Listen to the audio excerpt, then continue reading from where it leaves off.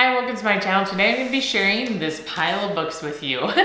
And normally I share a book video every month, but because of being pregnant and then having a newborn, I haven't been reading as much. So I'm just going to share with you like the past several months what I've been reading. So if you enjoy this type of content, please remember to subscribe and let's talk about these books. Okay, so most of these books I read before I had my baby. And I was in the middle of this one, Essentialism, maybe the middle, maybe towards the beginning, I don't remember, right before she was born. And then I finished it over a couple weeks after she was born. So almost like all these books, except one, I finished before. I just did not get a chance to film and talk about them before. So we're gonna talk about them today. So hopefully I took good notes. I always am writing notes in the covers, so like all the quotes and stuff I like, because it's been a while since I read some of these books, so I don't know if I'm gonna remember everything about them. But I do know that I liked all of them. So let's start talking about them. Okay, so the first book I wanted to mention is Start with the Heart. This is by the same author as Screens and Teens, which I believe would have been the last time I reviewed books. I'll link it down below. I'll have to go back and find it. Sorry, I feel like I have a hair on my face. It's driving me crazy. And I liked Screens and Teens better.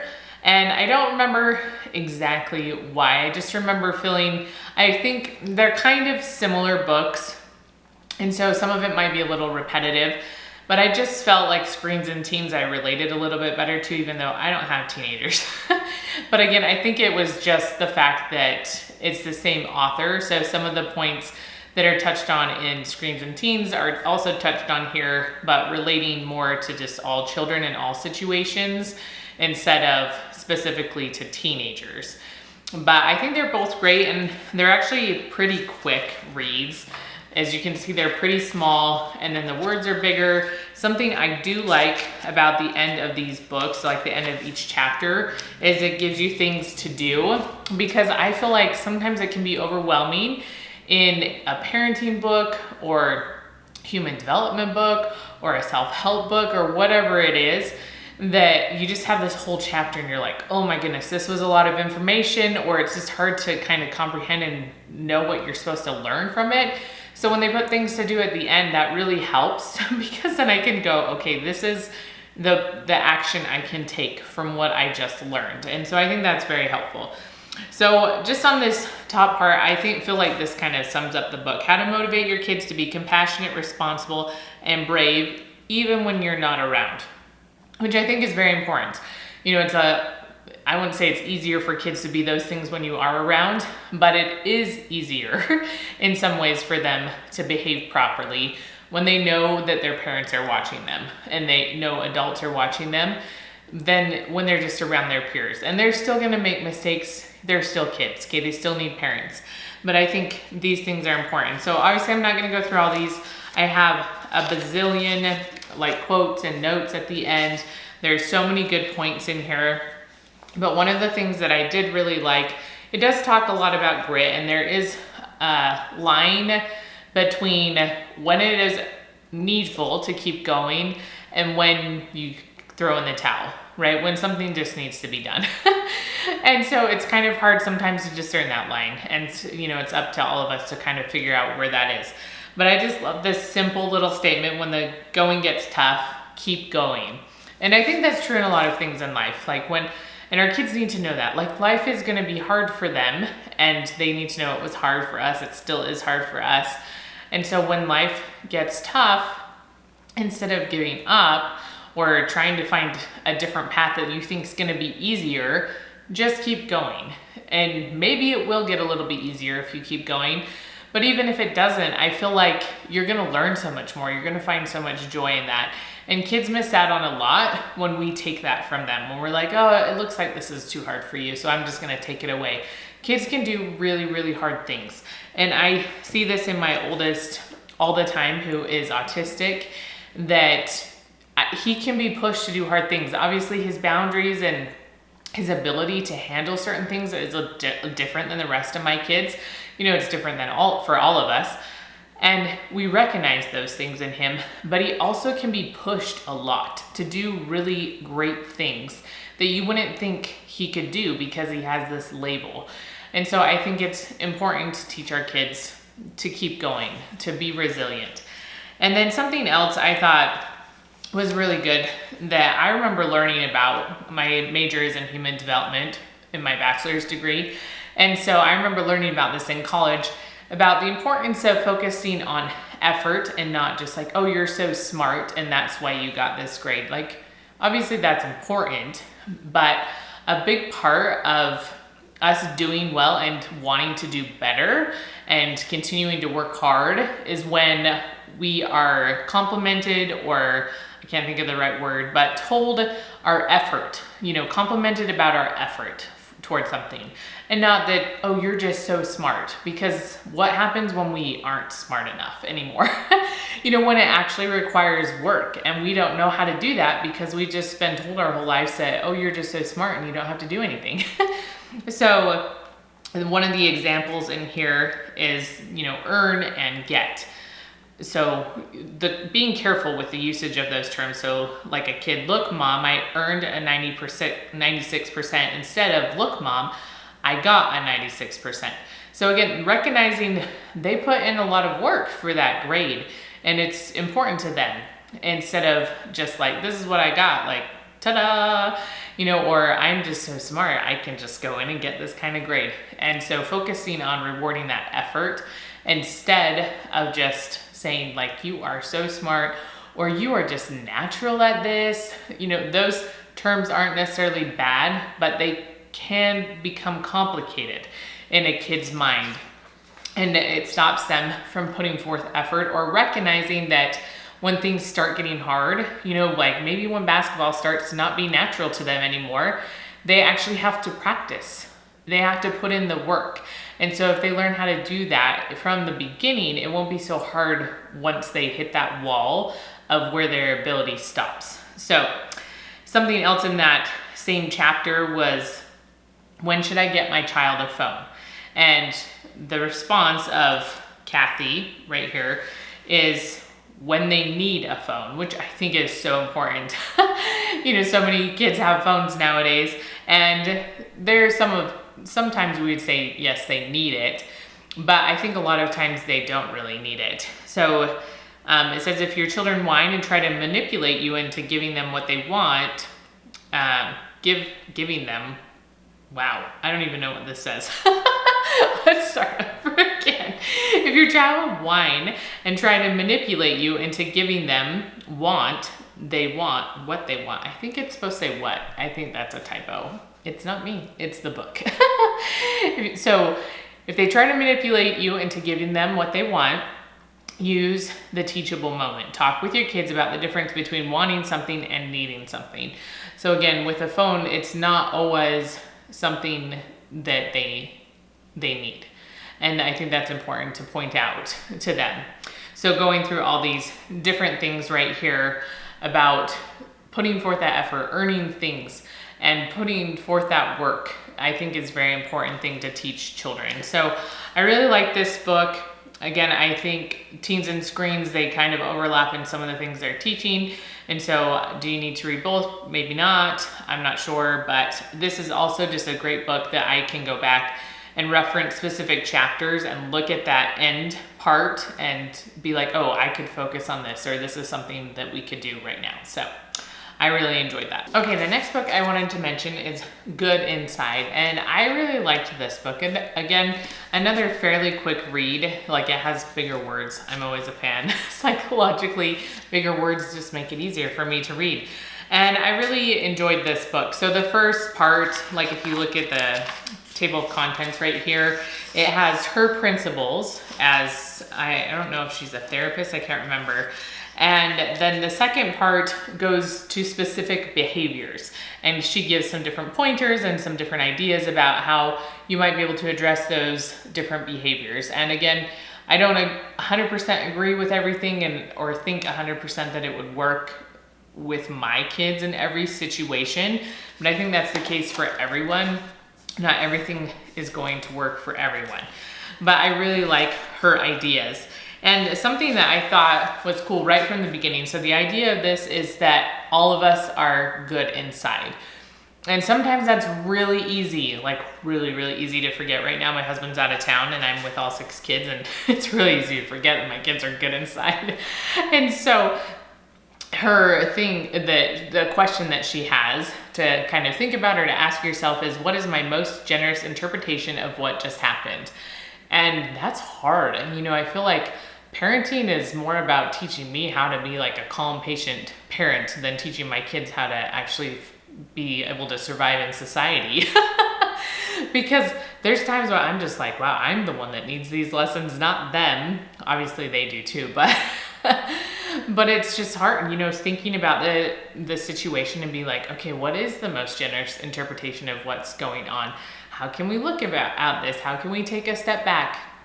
And in here, she talks about how this is a parenting book, but at its core, it's a relationship book. So the focus on building those relationships with your children and having them feel comfortable talking to you about things, helping them be independent kids, okay? But that means that they need to feel comfortable with you as a parent, that they feel like their needs are being met. They feel that if they are having a hard time, that you're willing to work with them on that you're not just sending them to their room.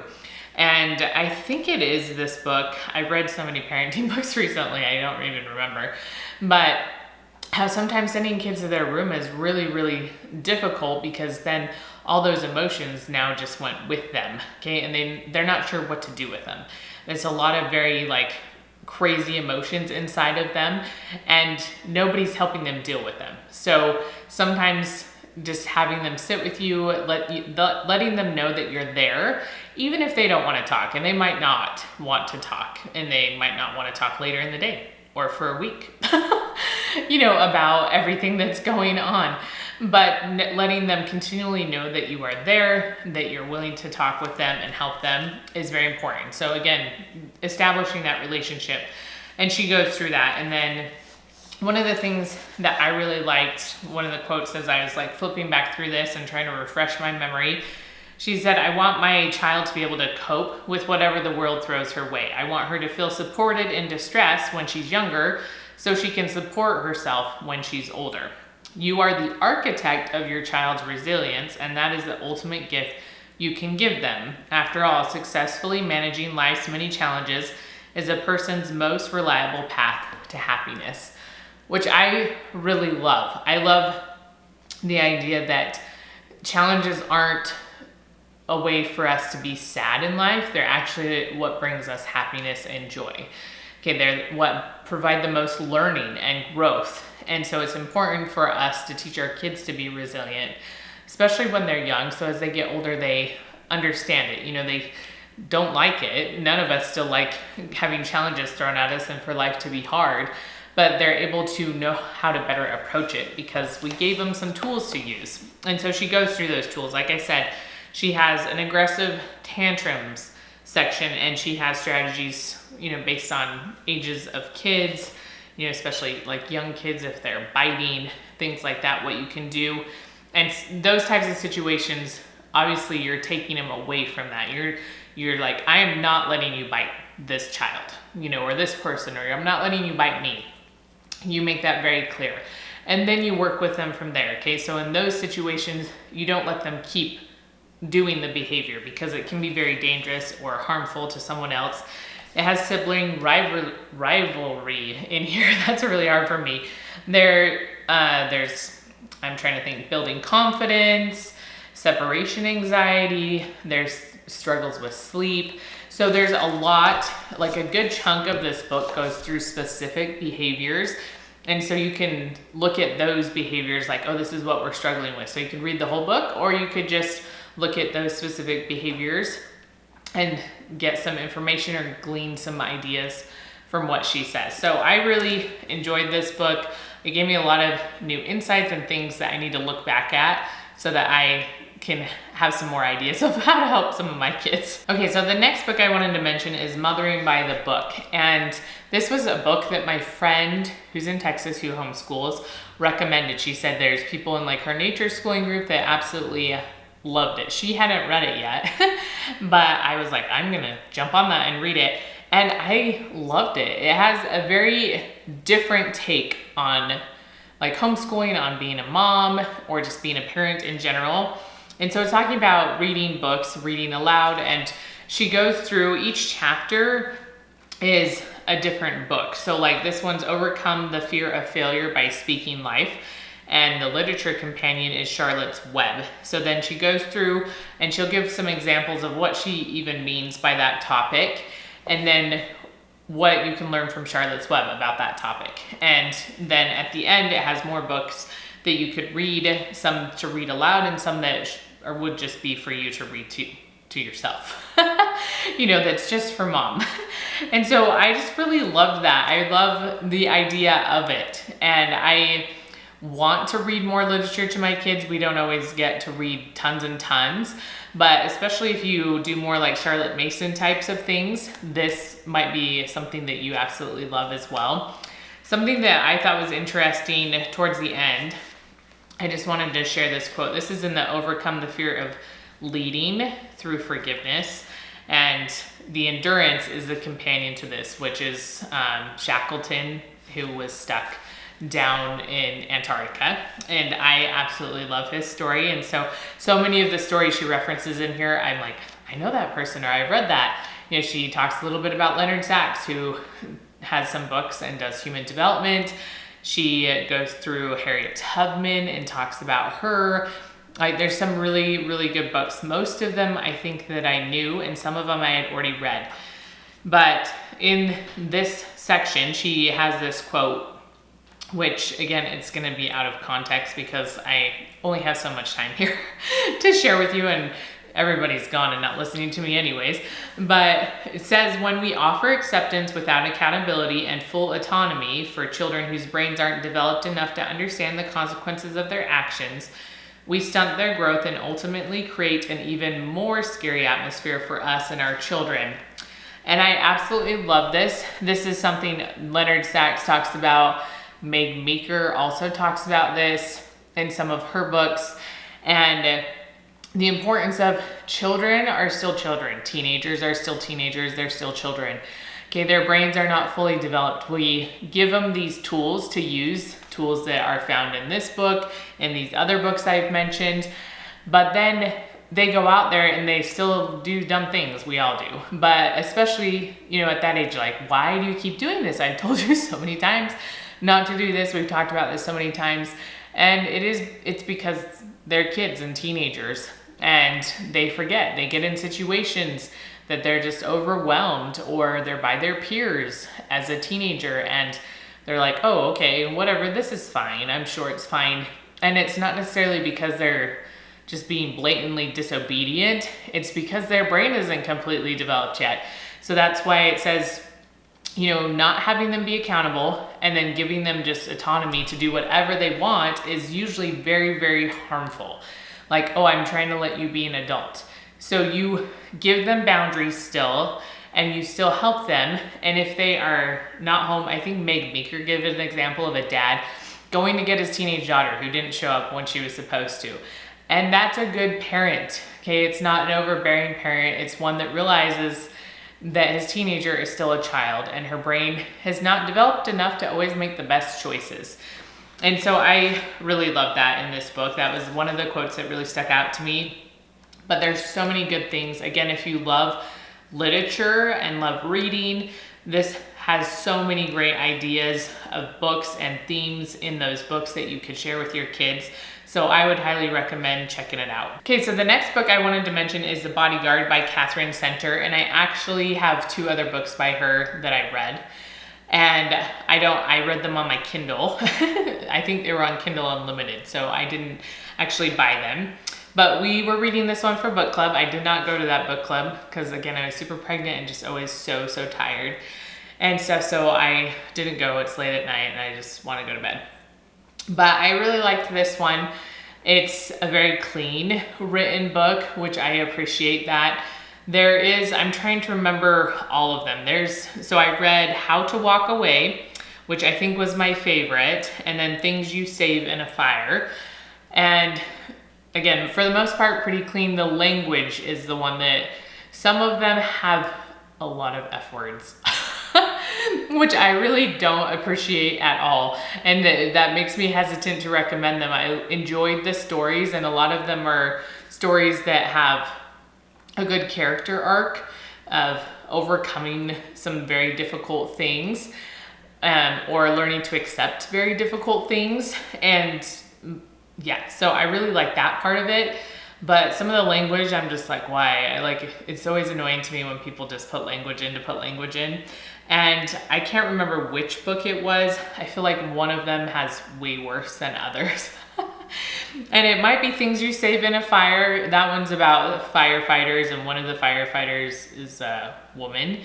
And then How to Walk Away is about a girl who has an accident that changes her life. And so it kind of talks about her, and they're all romance. There's a romance story in all of them. And so that's something that I really liked. But I just kind of blazed through them because I enjoyed reading them so much. Again, don't love the swear words. The stories are good, so I guess take that how you will and how you decide to read books, but I enjoyed them for the most part. Okay, so the last book I wanted to mention was Essentialism, and I feel like of all the books that I recommended, this was my favorite by far. And I just can't even, I just love it so much. If you've been around here a lot, you know I'm a minimalist in a lot of ways. I know it's a tricky word for people. For all my stuff, I would say I'm kind of closer to minimalism than I am on the other end.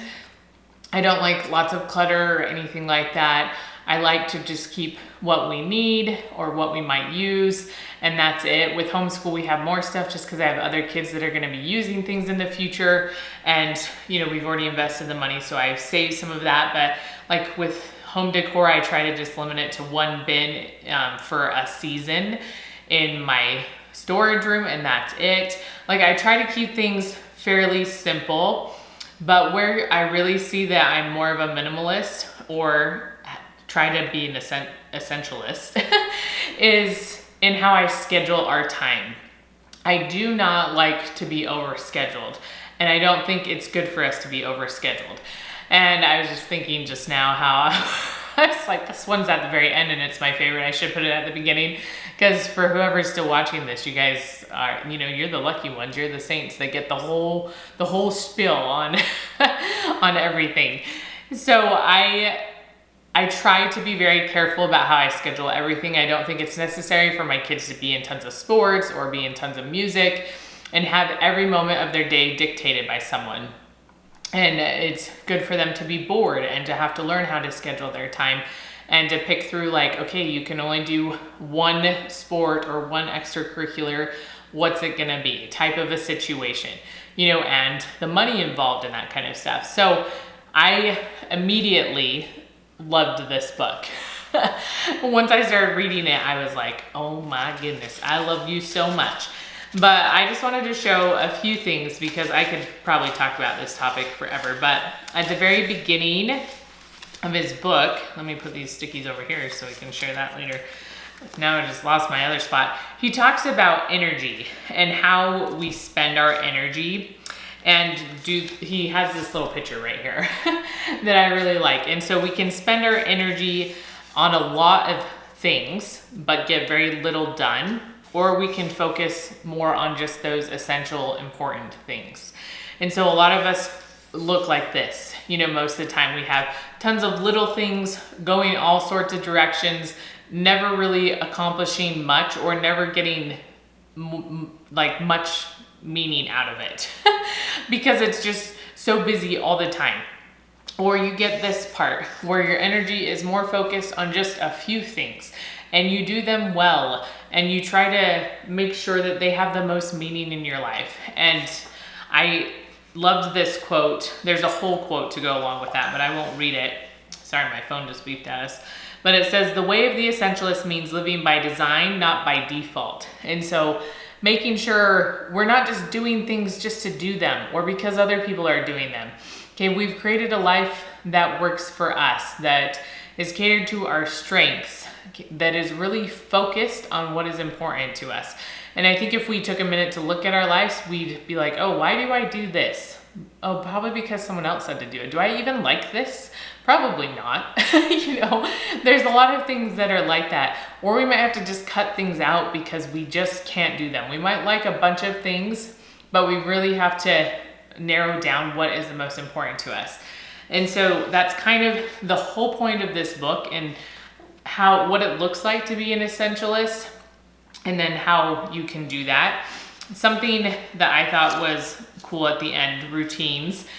Again, I love a good routine. I naturally just do it. My personality is just drawn to structure and order. And so just this simple part at the very end of this chapter said, the same is true with routines. Once they are in place, they are gifts that keep on giving. And so sometimes it's hard to first establish them, but once they are there, they just keep giving you. Like, it's just so nice. You know, sometimes people are like, how do you get all these things done in your house? Routines, that's how. I don't know, like, they keep giving me a clean house because we have these routines. Okay, it doesn't really take too much more of my time, and I'm able to have more time to do other things. And it also said to focus on the hardest thing first, which I think is important. A lot of times we push off those hard things and tell that we just really don't want to do them, but to focus on that hard thing and only that thing. You know, when we're multitasking is a thing, multi-focusing is not a thing. Okay, so when we are trying to focus on more things at one time, something is not getting done well. And so we need to just put all of our effort on that hardest thing and get it done. So that can be part of our routine as well, is focusing on that hardest thing. But he also has another book. My husband has it. I haven't read it, so I probably will because I love this one so much. But I cannot recommend this enough. I just love it so much. I love having a simple life. Sometimes it's like, how do you create a simple life? You choose to create a simple life. Okay, you choose to say no to things, which is something that he talks about in here. When we say no, when you say yes, like, we don't always have to just be like, yes, yes, yes, and then our schedules fill up and we have no time. Okay, and we're not doing meaningful things. So I really love this book. Check it out. I'm sure you'll love it too. Okay, so I hope you enjoyed this super long video about books that I read recently and a few rants about different thoughts. And if you have books that you are currently loving, please put them down in the comments, because so many of the books I read come from those comments or from suggestions within those books. Like, a lot of the books you recommend have, like, this book was from one of those books that I just see and I'm like, oh, I want to check that out. So please, please tell me your recommendations, because I love them so much. And remember to give this video a thumbs up, and I will see you next time.